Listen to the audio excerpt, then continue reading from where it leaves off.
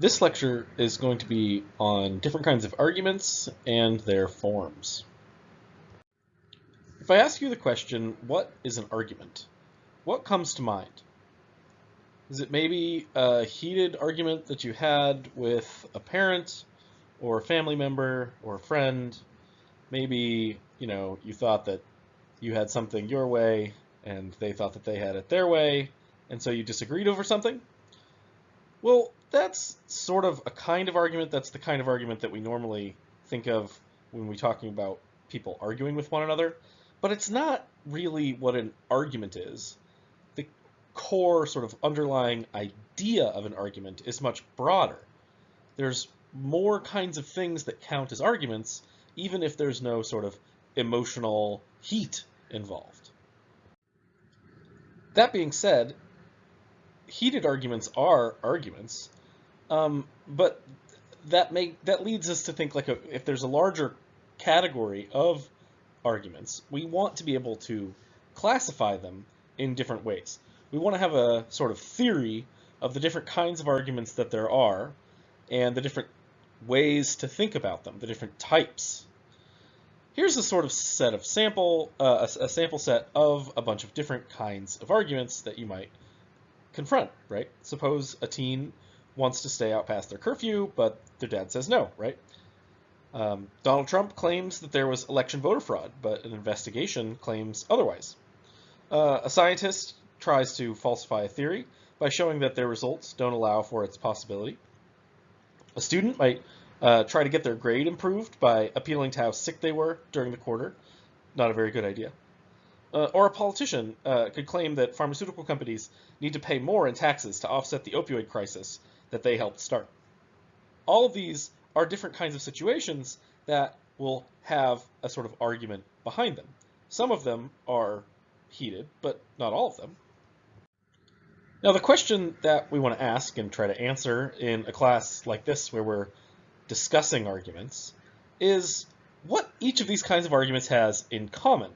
And what is it in these kinds of, situations or conversations or whatever they are, written pieces of work? What is it that makes each of these things an argument, as to say like a discussion or something else, right? A poem or song, right? What's the difference? Like what makes something an argument versus just a statement or something else like that?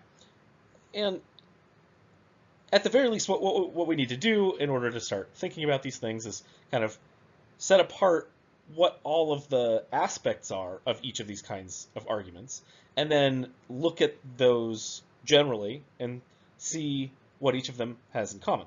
So in each scenario that we just discussed, what is going on?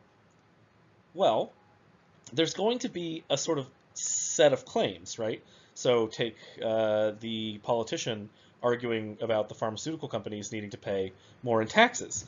Well, there's going to be a set of claims, right? Like, look, the politician's going to say the pharmaceutical companies were part and parcel to the opioid crisis. The pharmaceutical companies only pay this much in taxes. That nowhere near covers the cost for the opioid crisis. Therefore, the pharmaceutical companies ought to pay more in taxes. Now, each of those statements was just a sentence after sentence after sentence. Those were all claims, right? And each of those together, create the whole argument. So there's a bunch of claims in an argument. Now, there's, of course, something that different parties are going to disagree over, right? So the pharmaceutical companies definitely don't think that they need to pay more in taxes, probably, whereas certain government elected officials probably do. Definitely, I think that they ought to, right? So there's a disagreement. There's something to be disagreed over in this situation. And then there's, something that someone wants in this case, right? Like somebody wants to, wants everyone else to agree with them. That's why they're making the argument. Or wants everyone else to recognize the truth of the claim that, say, the pharmaceutical companies aren't paying their fair share. Now, we can distinguish two different parts of an argument, and that'll help us to categorize and classify arguments moving forward. The two sort of different aspects, the two different parts, really, of every argument are going to be, at first, the claim that's being made to be argued for, right? We call this the conclusion of the argument. Whenever you come across an argument, there's going to be something, even sometimes it's unstated, there's something that the person that giving the argument is trying to get you to believe or to take as true, right? And whatever that is, that's ultimately going to be the conclusion of the argument. There's something that they're trying to get you to accept. Now, the other part of the argument is going to be all of the supporting details, the supporting bits of information, what we call the premises of the argument. The premises of the argument are the reasons or the justifications that the arguer has for believing the claim that they're trying to get you to believe, the conclusion, right? So there's the conclusion, which is the thing they're trying to get you to believe, and the premises, which are the reasons that they have for getting you to believe the conclusion. So now we have two things that we can use to start classifying arguments. We can classify arguments by appealing to the kinds of conclusions that they have, and we can classify arguments by appealing to the kinds of premises that they have. In fact, we can even classify arguments by appealing to sort of both at the same time and say the relationship between the premises and the conclusion. If there's a special relationship in some kinds of arguments as opposed to others, then we can classify arguments along those lines. Now, there's lots of ways that you could do this, right? There's lots of ways that you could classify arguments using the premises and the conclusions, right? You could classify arguments by appealing to their subject matter, right? You could like have political arguments over here, moral arguments over here, epistemological arguments, that's arguments that have to do with whether or not you know something, over there, arguments of science over here, etc. You could also classify arguments by means of their adherence, right? So any argument that the conclusion is that cows can jump over the moon, you might not have very many people adhere to that argument because it's just not very believable, right? Whereas arguments like, well, we might have more interesting arguments, say political arguments over whether or not you should believe in trickle-down economics or something, or arguments over the abortion debate, where one side of the argument has a certain number of people that adhere to it, whereas the other side of the argument have a different number of people that adhere to it. We could, of course, classify arguments by way of whether or not more people believe in them than don't.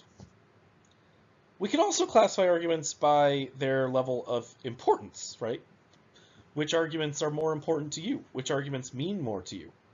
What things are, like, how much difference would an argument, if true, actually make in your life? Or, putting all of these other, interesting ways to classify arguments aside, we could do what logicians and philosophers have tended to do, which is to focus on the two main things that are like the focus, the function of arguments. The two things that arguments are used for, the main aspect of an argument. And those two things are persuasiveness, that arguments get used to try and persuade people, and truth. Arguments get used to try and establish truths. The idea here is, I think, pretty straightforward. Arguments serve a kind of function in our everyday lives, just like any other good kind of tool, right? Like cars serve the function of transportation. Knives serve the function of cutting things. Computers serve the function of information, being able to transfer information, being able to store information. Arguments are used to serve certain functions, right? And there are the two things that arguments tend to be used for are showing that a particular claim is true, like establishing it, right? You say the claim and then you say, look, here's all the evidence, and this establishes that the claim is true. Or makes it extremely probable, right, that the claim is true. Or you have different kinds of arguments, right, like more like the arguments that you tend to have with your parents, where the point of the argument is not as much to establish something's true, but as to persuade someone to believe something, right? I mean, both of these are ultimately aimed at truth in some way, but on the one hand, you've got things like scientific arguments, philosophical arguments that tend to be more focused on, just laying out what's true and what's not true. Whereas the kinds of arguments that we tend to have in our everyday lives tend to be more based on whether or not we're trying to persuade someone to think a certain way, act a certain way, do a certain thing. Now, for each of these functions, we can ultimately then classify arguments by how good they are at achieving their goals, right? So we could classify arguments by, in terms of their truth, and whether or not, a good argument would be a true one, right? A correct one. And we can classify arguments in terms of their ability to persuade. So a good argument there would be an actually persuasive one. Here's a little chart that I made to sort of give you an idea. Different arguments, we're going to classify them in terms of their truth and in terms of their persuasiveness. When it comes to thinking about arguments and truth, we're going to talk about deductive arguments, which have the features of validity and soundness. And we're going to talk about inductive arguments, which have the features of strength and cogency. And then when we talk about different levels of persuasiveness, there's a difference between good arguments that are persuasive and bad arguments that are unpersuasive. Where the good arguments are persuasive, we need to think about what it is that they ask us to believe and whether or not we ultimately do believe them when they're persuasive, and what credence we're ultimately going to take in their claims.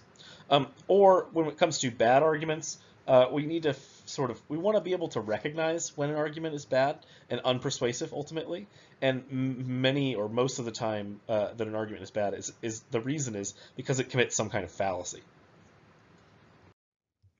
When talking about arguments, arguments tend to have a special relation to truth, or the truth, or whatever we call truth, or the facts.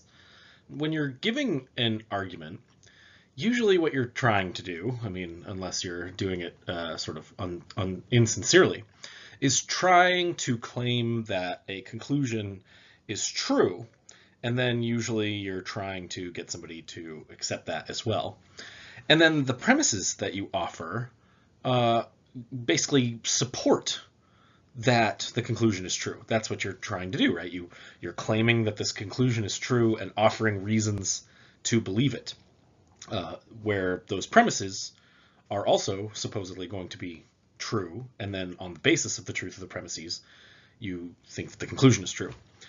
But there's lots of different ways that an argument can ultimately be related to the truth, right? So if you know the truth, right, if you know that something is true, you might be using an argument to show somebody else that the truth that you already know is something that, that they should accept. You might be using the truth of the argument to persuade them, right? You're like, well, look, here's this conclusion that I think is true, and here are these premises. And you already accept these premises, right? And because you accept these premises, and these premises lead to this conclusion, you should also accept this conclusion. You might also, though, use an argument in a case in which you don't know the truth already. But what you're doing is you're trying to set up sort of this conclusion to see if it's true. And what you're doing then is taking the premises, which you think are true, and sort of checking to see if the premises actually support the conclusion. So you're checking to see if these true premises actually do support the conclusion and make the conclusion, make it plausible that the conclusion itself is true. Here's an example, right? Suppose you know that whales are mammals, not fish, but you're trying to convince someone, right? You're trying to convince, say, your 8-year-old nephew. And you tell them, look, you know what mammals are, right? Like your nephew thinks, oh, whales are fish or something like that because they live in the ocean. You say, look, you know what mammals are, right? They're these creatures that are warm-blooded, and they give birth to live young instead of laying eggs or whatever. Well, that's the first premise, right? And then hopefully your nephew accepts that. And then you say, well, guess what? Whales are also warm-blooded, and they also give birth to live young. And so if that's the case, and fish ultimately don't, right? So there aren't any fish that are warm. Maybe there are warm-blooded fish. I'm not really sure about that, but I don't think that there are any fish that give birth to live young. And so you could say, look, because of these two features, it seems that whales are mammals. And in this kind of case, right, you're using the argument, you're assuming, you already know the truth of the conclusion, and then you're trying to take the premises, you're trying to take the truth of the premises that is already accepted by someone, and then you're leading them down the path using the truth of the premises to get them to accept the conclusion as well. And here's an example of the other sort of case, right, when you're trying to find the truth for yourself. Suppose, you're studying math and you hear someone say, oh, look, there's no such thing as the largest number. And you're thinking like, wait a minute, but there's a smallest number, so doesn't it make sense if there's a smallest number that there would be a largest number? Well, you can sort of look at this argument and determine for yourself, right? The smallest number is 0, sure, that seems right? It's the lowest cardinality that you could possibly have, none, right? That's premise 1. And then premise 2 here, for any number, you can always add 1 to it. So there is no largest number, right? Well, you can just kind of try and think through that for yourself. And if you think through it for yourself and you're like, well, okay, premise 1 is true. Premise 2, yeah, that seems true. And what does that mean? Well, that means for any number that I could possibly think up, I could always add another 1 to it, which would make it bigger, which would be a bigger number. And so I guess, yeah, it can't be the case that there's a largest number. And in this case, right, the idea is that the truth is sort of out there, and the conclusion is something that you're, checking to see if it's true. And the conclusion follows from the premises, and the premises you accept to be true. And so you use the argument to convince yourself in a way, and establish that the conclusion is true. Now, when you use an argument to try and establish what's true and from what's not true, there are different modes or different ways of going about it. And not all arguments are actually able to establish what's true in a way that's like absolutely certain, right?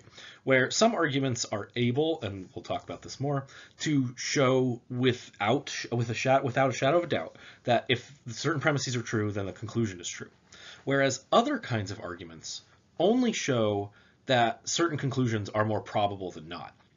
So some kinds of arguments, you might accept the truth of the premises, and the conclusions might be more probable than improbable, but it could still, the argument could fail to ultimately establish beyond any doubt the truth of the conclusion. So some arguments in the end are ultimately just, they're very persuasive, but they're really just establishing that something is more probable than not. And this is often what happens in scientific arguments, right? So in the past, science has been wrong. People thought that there was this thing out there in the world called the ether, right? And that they had to use this thing in order to explain lots of things, like how fire worked, and they thought that maybe like souls existed in the ether. But at some point, science has overturned that way of thinking, that set of arguments. And so science has moved on. Well, ultimately, whatever arguments were being used to argue for things like the ether, or that the planet Earth was at the center of the solar system, or at the center of the universe, they got overturned because the arguments weren't actually good enough to fully establish the truth of their conclusions. Similarly, quite often, evidence that we gather that supports certain conclusions is imperfect. And when we gather certain evidence and it's not perfect, then what looks like a good argument, where one of the premises supports the conclusion, turns out, maybe it is a good argument if the premise were true, but it turns out that the premise is not true because the premise is based on imperfect, faulty evidence. Now, with this relationship to the truth in mind, we can distinguish between two types of arguments. We can distinguish the kinds of arguments that guarantee the truth versus the kinds of arguments that suggest the truth or make things more probable than not. Now, the kinds of arguments that are in the business of guaranteeing the truth are called deductive arguments. They are the kinds of arguments that allow you to deduce the conclusion, where deduction is the kind of thing that's such that, like, if you've got true premises, then the conclusion must also be true. It's guaranteed to be true. In this kind of argument, a deductive argument, we call them truth-preserving arguments, because the idea is that if the premises are true, then truth is preserved from the premises to the conclusion. It's guaranteed in some way. On the other hand, and more often than not, the kinds of arguments that you will see, especially in science or everyday writing, we've got inductive arguments. Inductive arguments, when they're good, have conclusions that are probably true, and that's generally what's going on. We've got evidence, and the evidence supports the conclusion, and the argument can be a strong argument in the way that the evidence really does make the conclusion more probable than not, but the evidence itself doesn't actually say, hey, this conclusion couldn't possibly be wrong, right? The evidence could be correct, right? You could have true premises, but it could somehow still be the case that the conclusion fails to be true. Here's some examples. So this is an example of a deductive argument. More often than not, deductive arguments are extremely boring, very straightforward. There are some more complicated ones, which we'll talk about, but just so straightforward, right? Take this example. All men are mortal. Premise 2, Socrates was a man. Conclusion, therefore, Socrates was mortal. Now, this actually, as it's laid out here, sort of premise 1, premise 2, conclusion, is what we call standard argument form. If you're going to use anything writing out arguments yourself, I highly recommend that you try to do it this way. You take the conclusion, you put it at the end, and then you put the premises, the reasons for believing the conclusion before it. Ultimately, though, in this deductive argument, you've got the two premises and the conclusion follows from the two premises. Now, in deductive arguments, there's a special kind of relation that holds between the premises and the conclusion. And this relation we call validity. A good deductive argument, and this is something that you need to know, you need to memorize basically. A good deductive argument is a valid argument, and a bad deductive argument is one that is invalid. Now, what exactly is validity? Well, a valid argument, an argument's valid, just in case the premises, if true, actually guarantee the conclusion. Remember that. So a valid argument is an argument is valid just in case the premises, if true, on the assumption that the premises are true, they guarantee that the conclusion is also true. Here's another example. So remember, deductive argument is valid if the premises are true, the conclusion must also be true. So here the example: if Felix is a cat, then Felix is a mammal, right?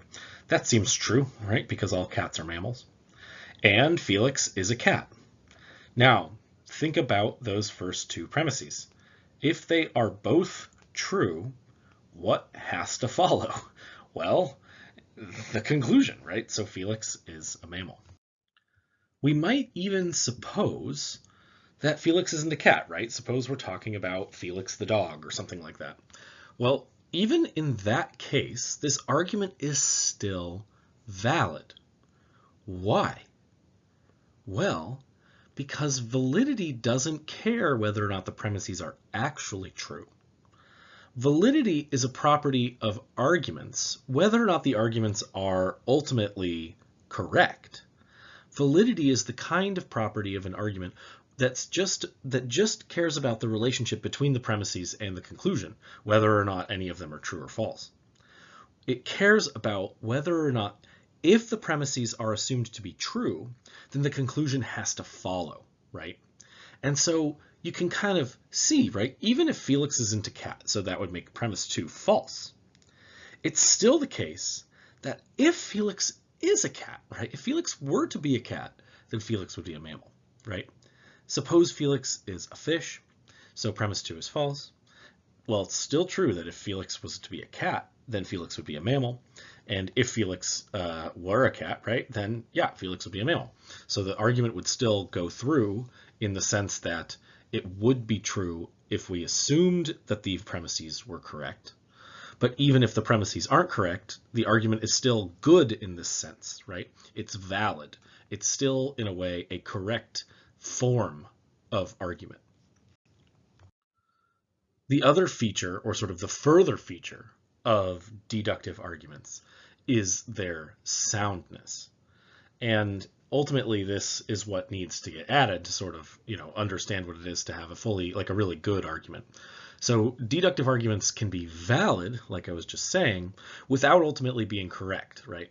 A deductive argument could ultimately be false. It could have a false conclusion because one of the premises is false, even while the argument is still valid. That is, that if the premises were true, the conclusion would have to be true, right? When an argument is valid, it has the sort of right structure of a deductive argument. But even under the correct structure, an argument could still fail, right? Now, if an argument is valid and it has the correct structure and it has true premises, like actually true, not just assumed to be true, it actually has true premises. The premises of the argument are real facts out in the world. Then the argument is said to be sound. A sound argument is ultimately the best kind of argument because it is both valid and it has true premises. And what that means, ultimately, because validity is this idea that, if an argument is valid, then if the premises are true, then the conclusion must be true. And we now know that if the argument is sound, that the premises are true. Well, then what's going to follow from that? Well, it's got to be that the conclusion is ultimately true. So a sound argument is really the best possible kind of argument you could have because it is both valid and the premises are true, ultimately meaning that the conclusion itself is also true. So now we've gone down this one path from arguments to truth and learned about two features of deductive arguments, that basically what validity is and what it is for an argument to be sound. Now we can move on to inductive arguments, which are really much more common than deductive arguments. Deductive arguments are kind of the gold standard, and really they're used quite often in things like math and philosophy, but inductive arguments are more often the kind of argument that you see in science, the kind of argument that you see in the newspaper, the kind of argument that you see being made by a politician. Inductive arguments involve ultimately claiming that something is probably true, right? An inductive argument, you take some evidence and you say, look, this evidence supports this conclusion, but usually the evidence is, less than perfect, and the conclusion is supported by the evidence, but not sort of shown so obviously to be true. Inductive arguments do not guarantee their conclusions, even if the premises are true. So it's always possible in an inductive argument that the premises are true, but the conclusion is not. And yeah, inductive arguments are usually what's going on when we're using or following the scientific method and when we're making claims based on data or evidence that we've gathered. So here's a really simple inductive argument, right? And this is actually something that happened, a few hundred years ago in the UK, right? A bunch of scientists, like biologists, they're walking around England and the UK, and they're ornithologists. They're checking out all the birds, and all of the swans that they've ever seen really out there are white, right? They search out all the swans, right? They're just keep looking around, looking at swans. So we can say this argument, right? This ornithologist has seen 1,000 swans, and every swan that he's ever seen has been white. He's never seen a swan that's other than white. Well, if that's correct, if both of those premises are true, then what is this guy justified in ultimately concluding? Well, something that he seems at least initially justified in is thinking that the next time he sees a swan, that swan is going to be a white one, right? Is that guaranteed, right? Definitely not, right? Somebody could have painted the swan pink or something like that, but it seems more likely than not, right? And because he's seen 1,000 white swans, and he's never seen a swan that wasn't white, well, yeah, like it seems like he's justified in believing that the next swan he's going to see is also going to be a white one. Going further than that, right? If you think, well, okay, yeah, the next swan I see is probably going to be white, and then you just think like further on, right? The next 10 swans I see are probably going to be white. The next 100 swans I see are probably going to be right. That seems right. Well, maybe it's just true that all swans are white, right? Well, that could be. It could also be, and it also does seem as if seeing a ridiculous number of swans where all of them are white is good evidence for believing that ultimately all of them are white. But it'd be pretty hard to go out and actually like see all the swans, right? For like one person or for even one group of scientists, because you'd never know if there was a swan like hiding in the middle of some lake somewhere, and you just weren't able to actually check to see if it was white. So it doesn't guarantee the conclusion, but it does seem like it's got good support. The problem with the argument, of course, is that there are black swans. They live in Australia. So on this argument, right, the premises, they do support conclusion one for sure, and they make it rather probable that conclusion one is going to be true, right? More likely than not, after you've seen 1,000 swans, you're going to see another white one, especially if you live very far away from Australia, and there's no good zoos that have brought black swans from Australia, right? And hundreds of years ago in the UK, that would have been the case. However, in the end, one instance of a not white swan makes a problem for the argument to conclusion number two here, right? Premise one and premise two, they do seem to, like, at least for that situation, make conclusion number two here probable, seeming probable, but in the end, it's not. It's false. It's incorrect. Each of these premises can be true while the conclusion is still false. And then, actually taking everything on the whole, in the end, that conclusion just isn't actually that probable, given what we now know about biology and how different kinds of species can do different kinds of things in different places, right? Like you can have the same origin, right? So you have swans and then they diverge in a certain way, and the ones that live over here are going to look different than the ones that live over here because, different predators, different species, etc. Now, inductive arguments can, like deductive arguments, can be good or bad in different ways, right? A deductive argument, like I said earlier, is good if it's valid, and it's good if it's sound. Being sound is the best way for a deductive argument to be, but it's a deductive argument can be good if it's valid.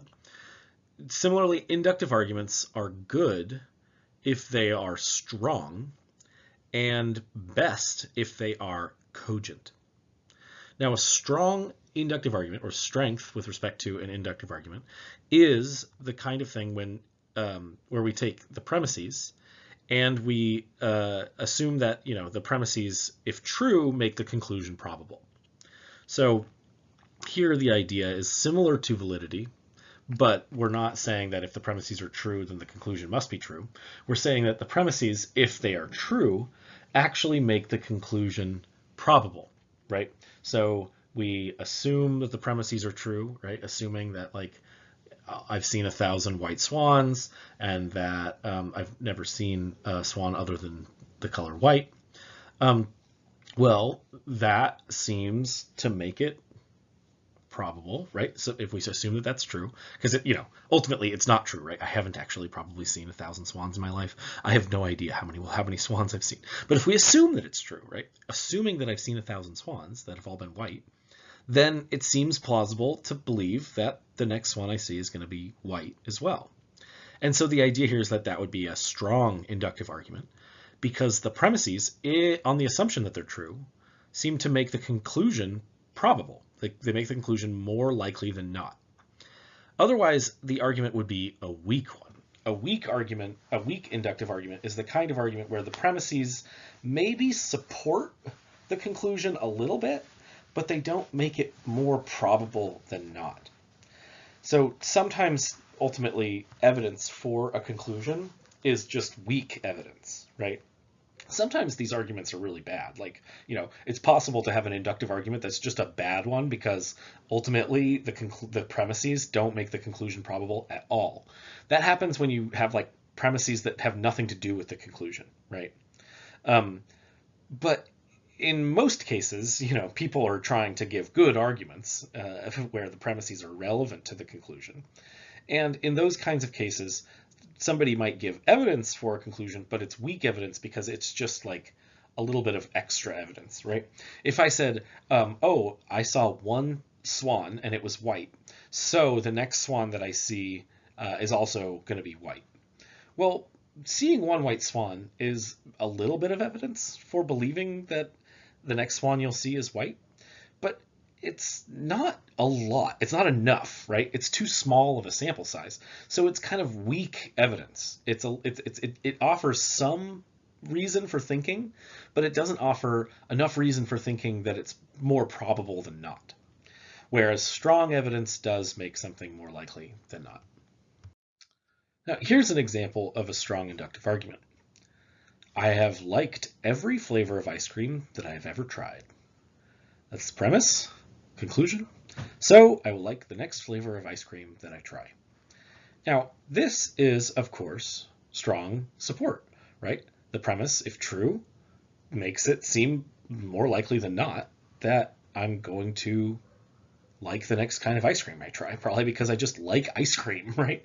But the conclusion isn't guaranteed, right? There could always be that like Harry Potter, Bertie Bott's every flavored beans ice cream where they're like, we're going to play a joke and make grass flavored ice cream. Like, it could be terrible, right? But if that happened, I might not enjoy the ice cream, even if I would probably try it, right?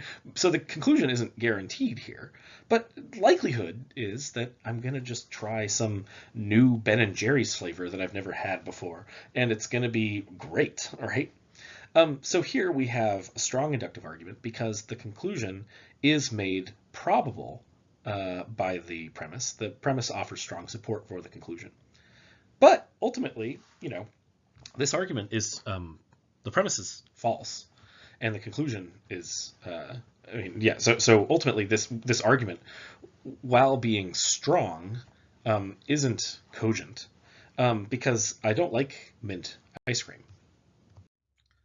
And cogency, the cogency of an inductive argument, is akin to what I called soundness for deductive arguments.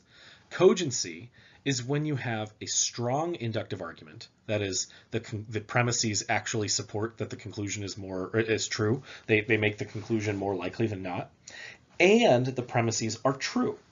In a cogent argument, we've got sort of both. We've got good premises that are true, and we know that the conclusion is made more probable than by the premises. So a strong inductive argument that has untrue premises is going to be an uncogent argument, right? Where the premises are false, but it's still the case that the conclusion is made more probable by the premises. Now, of course, the best kind of inductive argument is a cogent one, again, because it is strong and it has true premises. But ultimately, again, remember, even in a cogent inductive argument, the conclusion is still not guaranteed. The conclusion is more probable than not, given the truth of the premises, but sometimes cogent arguments that have probabilities, it's still, it's like, I don't know, think about where you last parked your car. Well, likelihood is that it's still going to be there, right? It's going to be right where you parked it. That's how, the premises are like, every day I park my car over here. It's never been towed, right? I've paid all of my parking tickets in the past. I locked my car door, so it's hard. It'd be hard for someone to steal it, etc. Right? You have all these premises that support the conclusion, so it's like a strong argument, and it's cogent because all of the premises are true. But it could still be the case, that your car got stolen and you just didn't know it, right? So, it could be that the argument fails because the conclusion isn't guaranteed here, even though the argument is ultimately cogent. And that, in the end, is kind of what makes the difference between a good inductive argument and a good deductive argument. Deductive arguments, when a deductive argument is sound, the conclusion has to be true also. Whereas for an inductive argument, the inductive argument can be cogent, and still somehow the conclusion could fail to be true. All right, so now we've also gotten through the discussion of inductive arguments and what it is for an inductive argument to be strong and what it is for an inductive argument to be cogent. Now we can talk about persuasiveness and what it is for an argument to be more or less persuasive. Now there are lots of different reasons, both good and bad, that an argument could be persuasive, right? Someone might speak with authority. They might have like a really nice voice, right? You might believe them in the past. They might be a kind of authority figure. But the most important aspect of the persuasiveness of an argument is, of course, whether or not the argument is true, right? And so ultimately, one good reason, the best thing to do in looking for an argument to be persuasive is to think about whether or not the argument is deductively sound or inductively cogent, right? So of course, if an argument is deductively sound, then the premises are true and the argument is valid, which means that if the premises are true, then the conclusion is true. So that's a great reason for believing that the argument is true, and so it should be persuasive. Similarly, an inductive argument that's cogent is going to have true premises and it's going to be inductively strong. So if it's inductively strong, then the premises make the conclusion more likely than not. And so, true premises and the premises make the conclusion likely. Cool. Good reason for believing it. Well, now it seems like you should be persuaded. If you can identify an argument as a good one, then it seems like you should believe it, right? And if you don't believe it sort of outright, once you've recognized that it's a good argument, then you're going to need a reason to deny the belief in the conclusion of the argument, right? And to deny a good argument, you are either going to have to think that one of the premises is false, that is, either deny that a deductive argument is sound or deny that an inductive argument is cogent, or you're going to have some other reason for thinking that the conclusion isn't actually likely in the case of an inductive argument. So again, in order to say, like, if you see an argument and you're like, yep, that's a good argument, it's valid, and but then you want to say, no, but I don't believe the conclusion. Well, if it's a deductive argument, then you're going to have to figure out which of the premises you want to say is not correct. If it's an inductive argument, you have two options. You can say that one of the premises is actually not correct, or you can disagree with one of the premises, or you can say something else that you believe that ultimately leads you to think that the conclusion isn't likely. Of course, when we come across a good argument and it has a good conclusion, and we accept that it's a good argument, then we need to fit that conclusion into our web of beliefs, right? You have a lot of different beliefs, and all of your beliefs kind of support one another in some way or another. And ultimately, your beliefs are just those kinds of claims that you would judge to be true. Sometimes when we, come across a piece of information, we can't actually fully commit to the truth of it, because we see it and we're like, well, yeah, that seems like it's probably true, but I can't, go do the science right now, or I can't, look it up. I don't have access to Google, or or just nobody knows for sure, right? Now, in those cases, when you can't fully commit to the truth of something, but you can be sort of more confident than not in the claim, then you have what's called a credence. And so beliefs and credences are different ways of being committed to the truth of some bit of information or some judgment, right? When you judge outright that some claim is true, then you believe it. and then hopefully, you fit it in with your other beliefs, and you make sure that you don't have any conflicting beliefs, right? Like, you don't want to come to believe that, that Jesus is the Son of God, but then also believe that God doesn't exist, right? Like, that would be a conflict, right? You got to give one of those things up. um, but when you come to believe, when you're confronted with certain information, and you're not 100% sure of it, right? Like, I don't know, let's take another biblical example. Moses parted the Red Sea, right? Now that seems like an extreme thing that could have happened.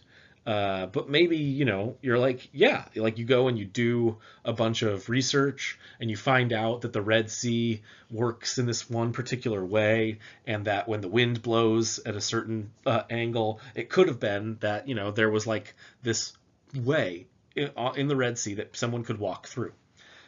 So you're like, maybe it wasn't Moses, but the Red Sea did part. Well, in that case, you could be like, okay, yeah, that seems like it could have happened, but I can't fully commit to the truth of it. So what I'm going to do is I'm going to be confident that it was true, but not take a full commitment. In that case, you have what is called a credence, and then the credence, it's hard to put a number on it, but usually what with the way that people like to think about it, philosophers and particularly epistemologists, people that study knowledge for a living, they say that your credence is more than 50% when you are confident that something is true without outright believing the claim. Moving over now to think about bad persuasive arguments, there's so many different ways that arguments can be bad and thereby unpersuasive. Most of the arguments that you probably come across in your day-to-day life are in some way bad, and we need to be like vigilant, and like some of these bad arguments can still be persuasive for bad reasons, and we need to be vigilant in order to sort of be able to spot these reasons so that we can know when to reject the argument. Being able to root out bad arguments, like ones that look persuasive but ultimately shouldn't be, is just part of what it is to have a good kind of mental hygiene, right? To have like a bunch of good beliefs in your head, right? Now, obviously, if an argument has a false premise or the conclusion is false, then the argument is bad.